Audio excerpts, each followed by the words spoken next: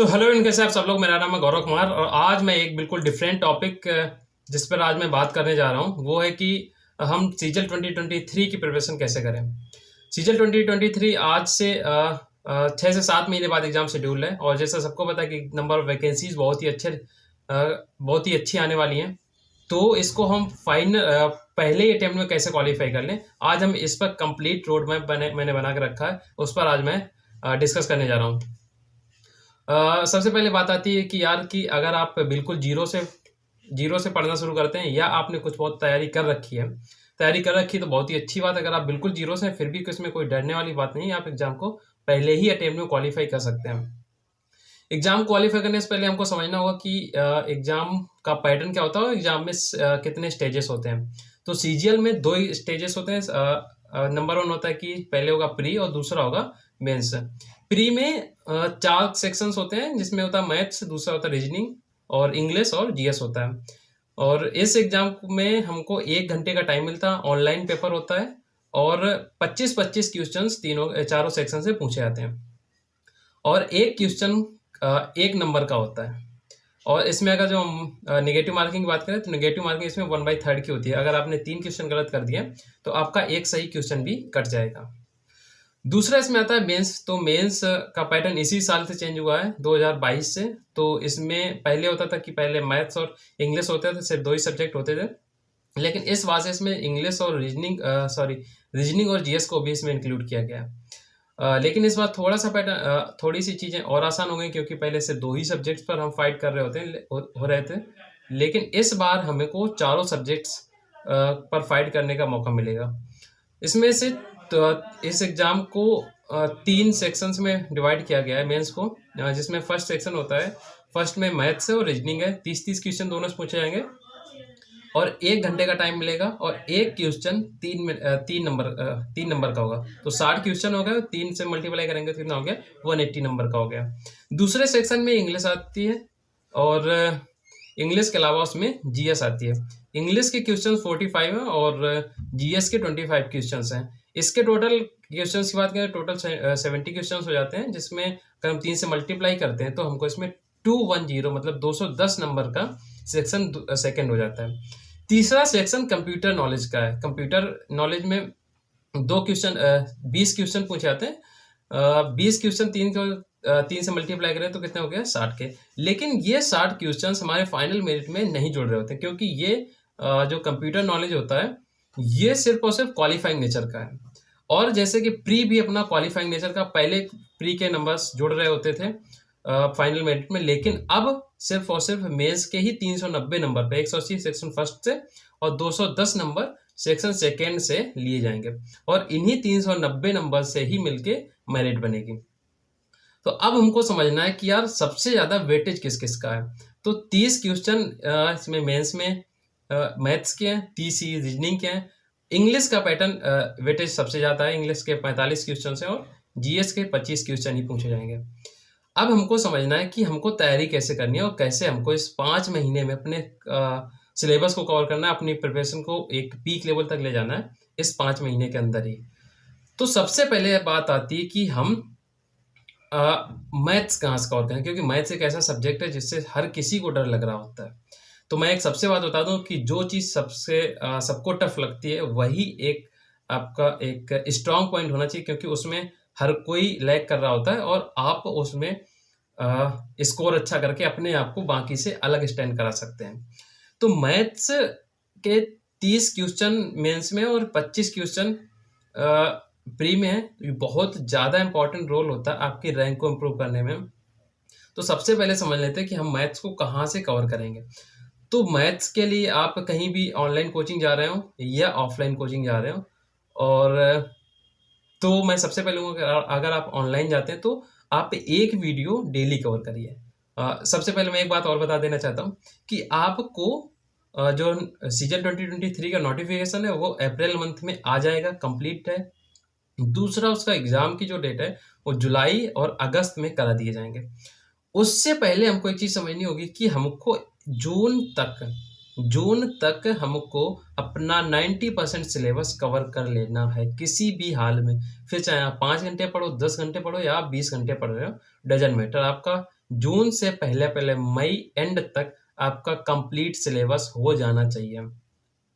सबसे पहले हम शुरुआत करते हैं। अगर आज हम अभी जनवरी में हैं और हमको मई के आखिरी तक जाना है, तो हमारे पास 5 महीने का टाइम है। तो 5 महीने में कैसे हम सिलेबस को कवर करेंगे, इसको समझना है।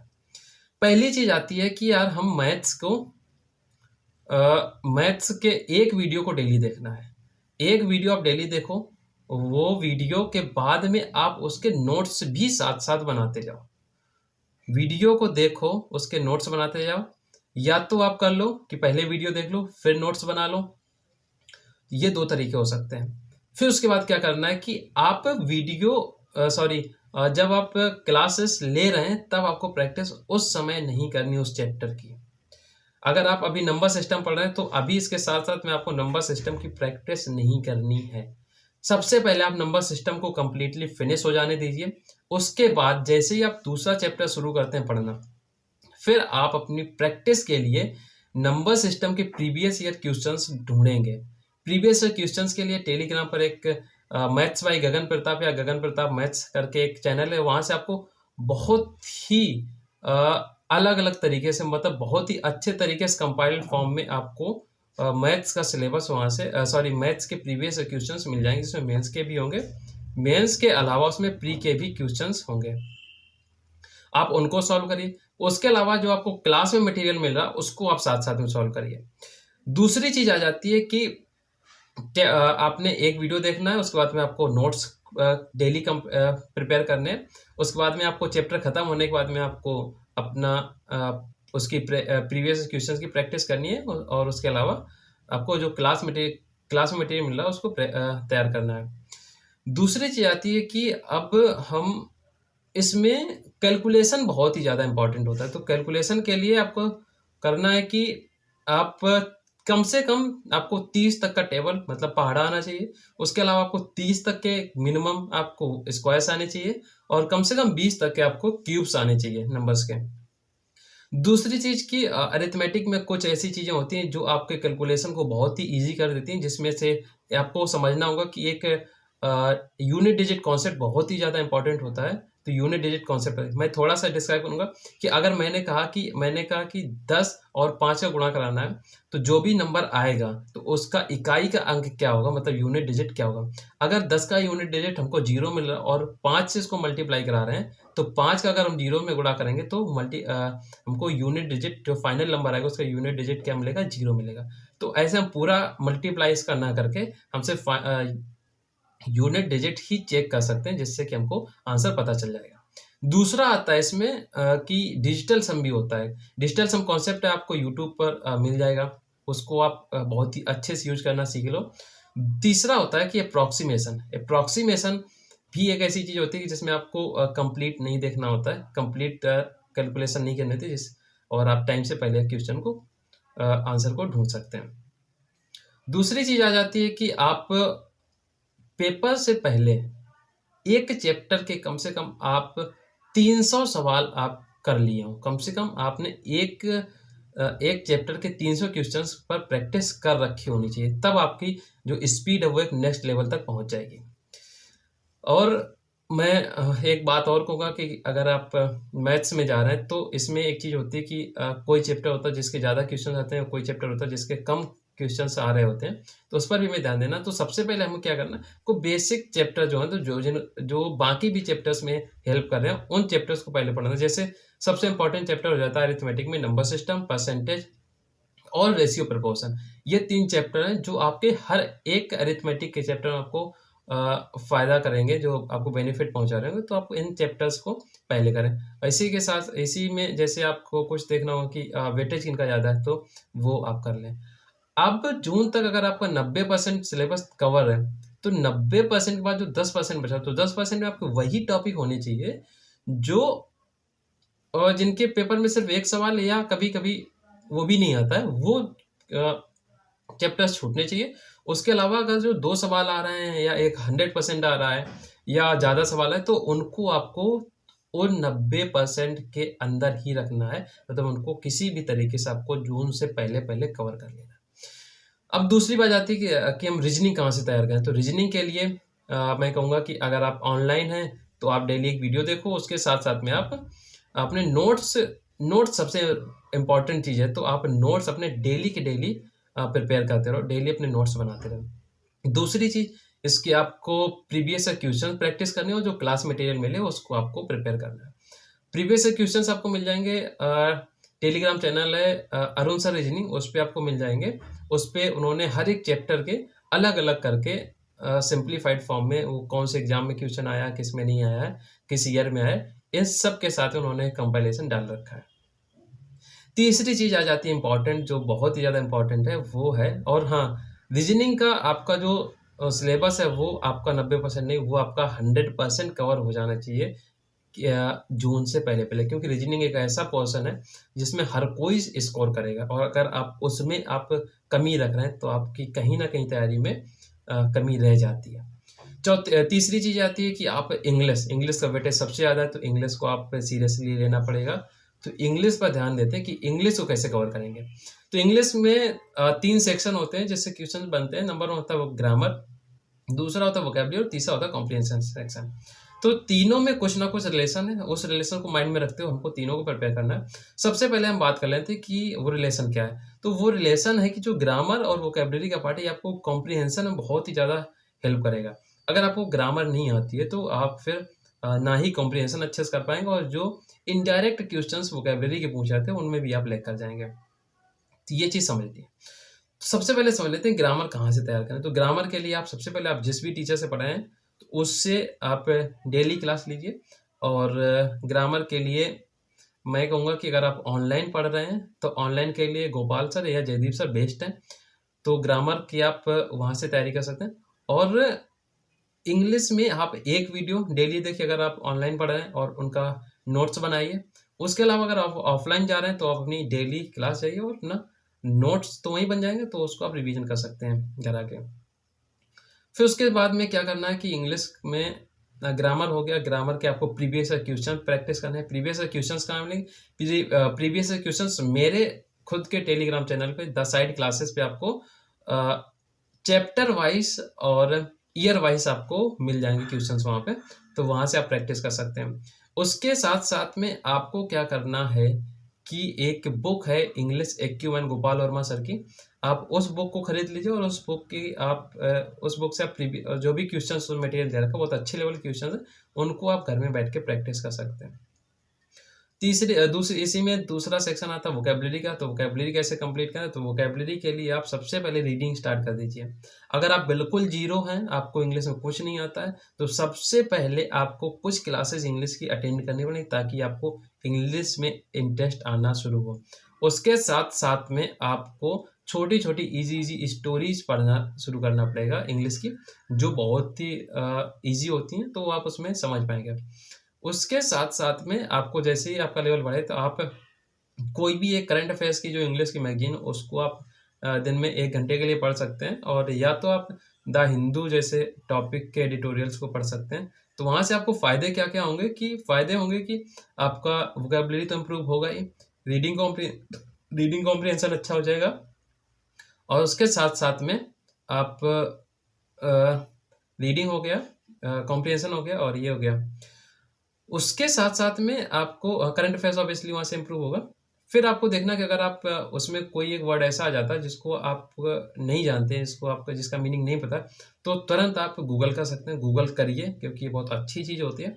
गूगल करिए। गूगल में सर्च करने का मैं एक तरीका बताऊँ जो मैंने पर्सनली यूज किया और अभी भी करता हूँ। उसको करने के लिए बहुत ही आसान है। आप उसमें सर्च करिए, जो भी वर्ड को टाइप कर दिए, उसके बाद में मीनिंग, और उसके बाद में आप सर्च कर दीजिए ऑक्सफोर्ड डिक्शनरी। तो आपसे ऑक्सफोर्ड डिक्शनरी का जो ऑथेंटिक वेबसाइट है वो ओपन हो जाएगी, और उसमें उस वर्ड का कंप्लीट आपको उसमें पार्ट्स ऑफ स्पीच उसका देखने को मिलेगा, उसकी यूसेज देखने को मिलेंगे, और उसका प्रोनाउंसिएशन भी मिलेगा ब्रिटिश और अमेरिकन एक्सेंट में। उसके साथ साथ में उसकी क्या सिनोनिम्स हो सकते हैं और क्या उससे रिलेटेड वर्ड्स हो सकते हैं, उन सबकी आपको वहाँ पर लिस्ट मिल जाएगी। तो वहाँ से आप इसको प्रिपेयर कर सकते जाएंगे। ये आपको बहुत ही हेल्प करेंगे आपको समझने में कि इसका यूज हम इंग्लिश के सेंटेंसेस में कैसे कर सकते हैं, तो वो आपको वहाँ से चीज़ें देखने मिले। इसके साथ साथ में आप क्या कर सकते हैं कि इसके एक सेपरेट नोटबुक बना सकते हैं, जहाँ से जिसमें आप ये नोट्स, ये वर्ड्स अपने लिख सकते हैं। एक चीज़ और करनी है आपको कि डेली आपको कम से कम 10 से 15 वर्ड याद करने हैं और उन वर्ड्स को आप सुबह याद करिए और शाम को किसी से पूछ लीजिए और सुबह एक बार फिर से पूछिए, तो आपको बहुत ही अच्छे से याद हो जाएंगे। अगर आप डेली 10 वर्ड याद करते हैं तो 5 महीने में आप कम से कम 1500 से 2000 के बीच में आपके पास वर्ड्स होंगे जिनके जिनके मीनिंग, प्रोनाउंसिएशन, स्पेलिंग और उसके साथ साथ में उसका पार्ट्स ऑफ स्पीच और सिनोनिम एंटोनिम ऑब्वियसली आपके पास रेडी होंगे। साथ साथ में सबसे इम्पॉर्टेंट चीज़ है वन वर्ड सब्स्टिट्यूशन और होता है कि इडियम फ्रेजेस। तो ये तैयार करने के लिए मैं अपने ही टेलीग्राम चैनल पे द साइड क्लासेस पर मैं आपको प्रीवियस ईयर कंटेंट जितना भी जो भी प्रीवियस ईयर के इडियम्स हैं या जो भी वर्ड्स पूछा गया वहाँ पे पूरा का पूरा प्रीवियस ईयर वोकेबलरी मैं वहाँ पे आपको टॉपिक वाइज वहाँ पे आपको देखने को मिल जाएगा कि सिनोनिम्स क्या है, इंटोनिम्स के और ये इडियम्स के वन वर्ड सब्स्टिट्यूशन के हो गए, तो वो आपको वहाँ पे टेलीग्राम में फ्रीली अवेलेबल है, तो वहाँ से आप उसको एक्सेस कर सकते हैं। उसके साथ साथ में आप एक दूसरा तरीका कि मेरे यूट्यूब चैनल पे आपको वीडियोस देखने को मिल जाएंगी, वो आप देख सकते हैं। उसके अलावा एक सीरीज चलाई गई थी जयदीप सर के द्वारा, तो आप उसको आप वहाँ से फॉलो कर सकते हैं। उसके साथ साथ में एक बुक है vocab wits, Gopal Verma sir के, आप उसको प्रेफर करेंगे तो वहाँ से आपकी वोकैबुलरी इंप्रूव हो जाएगी। तीसरी चीज़ आती है कि कॉम्प्रिहेंशन कैसे इंप्रूवमेंट है। तो कॉम्प्रिहेंशन बेसिकली अलग से नहीं पढ़ा जाता है, कॉम्प्रिहेंशन ग्रामर और वोकैबुलरी का ही मिक्स है और वहाँ से आपको वो सॉल्व करने हैं। प्रैक्टिस के साथ साथ में धीरे धीरे वो इंप्रूव हो जाएंगे। अगर आपकी ग्रामर वोकैबुलरी अच्छी नहीं तो आप कितनी भी प्रैक्टिस कर लें तो आप क्लोज टेस्ट या पैराजंबल या पैसे सॉल्व नहीं कर सकते हैं। तो उसको सॉल्व करने के लिए आपको सबसे पहले क्या रेडी करना पड़ेगा कि अपना बेस तैयार करिए इंग्लिश का, मतलब ग्रामर वोकैबुलरी तैयार, फिर उस पर जाइए तो वो आपको ज़्यादा हेल्प करेगा। और रीडिंग आप ऑब्वियसली करें तो रीडिंग बहुत ज़्यादा उसमें आपको हेल्प करेगा, क्योंकि रीडिंग करते करते हमारे माइंड से कुछ सेंटेंस बैठ जाते हैं तो वो हमको वहाँ पर डायरेक्ट हम हमारे सबकॉन्शियस माइंड में बैठ जाते हैं, तो सबकॉन्शियस माइंड से हमारा क्लिक करेगा कि यार हाँ इसमें ये हो सकता है, तो आप वहाँ से क्लिक कर सकते, उसको करेक्ट कर सकते हैं। चौथी चीज आती है कि जीएस कहाँ पढ़े। तो यार जीएस एक ऐसा टॉपिक है कि जीएस में हम श्योर नहीं कि उससे क्वेश्चंस कहाँ से पूछेंगे या कहाँ से नहीं पूछे जाएंगे, और बहुत ही वास्ट एक मटेरियल उसका, तो बहुत ज़्यादा सब्जेक्ट्स हैं। तो उसको समझने के लिए हमको एक चीज़ करनी पड़ेगी, यार हम पूरा पढ़ने नहीं जा रहे हैं। पूरा पढ़ेंगे तो हमको बहुत ज़्यादा टाइम देना पड़ेगा और फिर भी उससे सवाल फंसे या ना फंसे ये मैटर नहीं करता। उसके लिए एक शॉर्टकट मैंने जो अपनाया वो मैं आपको बता रहा हूँ। सो देखना पड़ेगा कि किस टॉपिक से, मतलब सॉरी किस सब्जेक्ट से सबसे ज़्यादा क्वेश्चन उसमें पूछे जा रहे हैं। सबसे पहले करंट अफेयर्स आपको 1 साल की एग्जाम के 1 साल पहले तक की करंट अफेयर्स आपको याद होनी चाहिए। आप याद कर सकते हैं। दूसरी चीज़ स्टैटिक जीके है। स्टैटिक जीके जो कभी चेंज नहीं होती, वो आपको बहुत ही अच्छी तरीके से याद करनी है। स्टैटिक जीके हो गया और करंट अफेयर्स, ये आपके 25 में से 15 से 18 सवाल आपको सॉल्व करवा देंगे। इतना अगर आप कर लेते हैं तो आपका स्कोर बहुत ही नेक्स्ट लेवल पहुंच जाएगा। तीसरी चीज इसमें एक और आप कर सकते हैं कि आप कुछ सब्जेक्ट्स हो गए, जैसे पॉलिटी हो गया, हिस्ट्री हो गया, ज्योग्राफी हो गया, ज्योग्राफी के साथ साथ में आप एनवायरमेंटल स्टडीज हो गया, इसके आप कुछ इंपॉर्टेंट टॉपिक्स कवर कर लीजिए। जैसे पॉलिटी का एक टॉपिक हो गया कि फंडामेंटल राइट्स क्या है, प्रेम्बल क्या है, सोर्सेस क्या क्या हैं, जो हमने बाहरी देशों के संविधान से लिए हैं वो कौन कौन से क्या क्या चीज़ें ली हैं। उसके साथ साथ इलेक्शंस हो गया, प्राइम मिनिस्टर हो गया, प्रेसिडेंट हो गया, इन चीज़ों को हो गया आप बहुत ही अच्छे से याद कर लें, तो इससे आपको क्वेश्चंस वहाँ पे मिल जाएंगे, तो आपको हेल्प मिल जाएगी। तो ये 4 चीज़ें थी, 4 सेक्शन थे, तो आप कवर कर लीजिए। सबसे जो इम्पोर्टेंट सेक्शन है तो मैथ्स है, इंग्लिश है और रीजनिंग है। ये अप्रॉक्स इसमें बात करें तो हम प्री में 75% और उसमें मोर देन 80% कवर कर रहा होता है, तो वो आपको बहुत ही फ़ायदा देने वाला है। तो उन 3 सेक्शन को आप बिल्कुल नहीं छोड़ सकते हैं। लेकिन अगर आपको थोड़ी बहुत ढील देनी तो आप इस जीएस पोर्शन को थोड़ी सी आप ढील दे सकते हैं, तो वो टाइम जो भी आप बचे वो आप अपने बाकी सब्जेक्ट्स को इम्प्रूव करने में लगा सकते हैं। कुछ और मेरे पास क्वेश्चंस आते हैं कि भैया ऑफलाइन कोचिंग है ऑनलाइन। तो ऑफलाइन और ऑनलाइन में यार आप आपकी अपनी अपनी चॉइस है। अगर आप ऑनलाइन में बहुत ही अच्छे से पढ़ सकते हैं, घर पे बैठ के पढ़ सकते हैं, डिसिप्लिन हैं, तो ऑनलाइन से अच्छा कुछ भी नहीं है, तो ऑनलाइन को आप प्रेफर करिए। और अगर आपको लगता है कि यार मैं घर पे नहीं पढ़ पाता हूँ, ऑनलाइन नहीं पढ़ पाता हूँ, ज़्यादा देर फ़ोन नहीं देख पाता हूँ, तो आप ऑफलाइन जाइए। लेकिन ऑफलाइन जाने से पहले आपको एक चीज़ देना, आपको डेमो लेके देखने पड़ेंगे कि कौन टीचर अच्छा पढ़ा रहा है, कौन अच्छा नहीं पढ़ा रहा है। क्योंकि यार वहाँ पे क्या होता है कि वहाँ पे टाइम भी हमारा ज़्यादा होता है, उसके साथ-साथ हमको आने-जाने का टाइम लगता है, तो वहाँ पे ज़्यादा टाइम लगता है और पैसे भी ज़्यादा देने पड़ते हैं, तो वो चीज़ है। और मैं तो कहूँगा कि आप यार सब कुछ डिजिटल हो रहा है तो आप भी बैठ के पढ़िए, आप ऑनलाइन पढ़िए। अच्छा एक सवाल आता है कि लाइब्रेरी जॉइन करें या ना करें? तो मैं कहूँगा कि अगर आप घर पे अच्छे से पढ़ पा रहे हैं, घर पे आप डिस्टर्बेंस नहीं है, प्रीमाइज़ेज़ आपका जो आपके आस-पास का जो माहौल है वो पढ़ने लायक है, तो आप घर पर पढ़िए। अदरवाइज़ आप लाइब्रेरी जॉइन कर लीजिए क्योंकि लाइब्रेरी में आपको डिसिप्लिन देखने को मिलेगा, बाकी लोग भी वहाँ पर पढ़ने ही आए हैं, तो वो पढ़ेंगे तो आपको भी अंदर से मोटिवेशन मिलेगा कि आप भी पढ़ें। तो वहाँ पर आप भी पढ़ेंगे तो एटलीस्ट आपको 10 से 12 घंटे डेली पढ़ना है। 5 महीने तक और ट्रस्ट मी आप इन 5 महीने में अब आपका बेस तैयार हो जाएगा। इस बीच में आपका जो भी एग्ज़ाम आ रहा है उसको प्लीज़ इग्नोर करें क्योंकि आपकी प्रिपरेशन नहीं है, तो आप उसको देने जाएँ, लेकिन उसको बहुत ज़्यादा सीरियस मत लें। आपका एक पहला एम होना चाहिए कि आपको अपना सिलेबस कवर करना है, सिलेबस कवर करने के बाद ही आपको आगे बढ़ना है। फिर आता है कि जून तक का तो हो गया, लेकिन अब हम जून और एग्ज़ाम तक का जो टाइम उसमें क्या करें? उसमें आपको कुछ नहीं करना, उसमें नया बिल्कुल नहीं पढ़ना है। उसमें आपको एक काम करना है कि आपको डेली 2 मॉक टेस्ट देने हैं। मॉक टेस्ट को बहुत ही अच्छे से एनालाइज़ करिए, उसके मिस्टेक्स के पैटर्न को समझिए। फ़ोकस करिए कि गलतियाँ आप किन तरीके से कर रहे हैं, कौन-कौन चैप्टर्स आपके वीक हैं, उन पर आप फ़ोकस करिए। तो वो आपको बहुत ज़्यादा इम्प्रूवमेंट फ़ायदा करेगा। तो रिज़ल्ट से पहले एग्ज़ाम से पहले आपके कम से कम 50 से 60 मॉक टेस्ट दिए होने चाहिए आपने, तो आपका एक स्कोर बहुत ही अच्छे लेवल तक पहुँच जाएगा। और उसके बाद में मेंस के लिए आपको कम से कम 2 महीने का टाइम मिल जाएगा, 2 से 3 महीने का।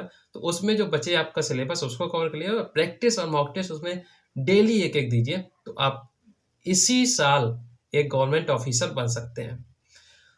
टिल देन आप पढ़ते रहिए और अपने अपने गोल को अपने पास लाइए और अपने घरवालों को और अपने दोस्तों को और खुद के लिए अपना प्राउड मोमेंट लाइए और खुद को प्राउड फ़ील कराइए।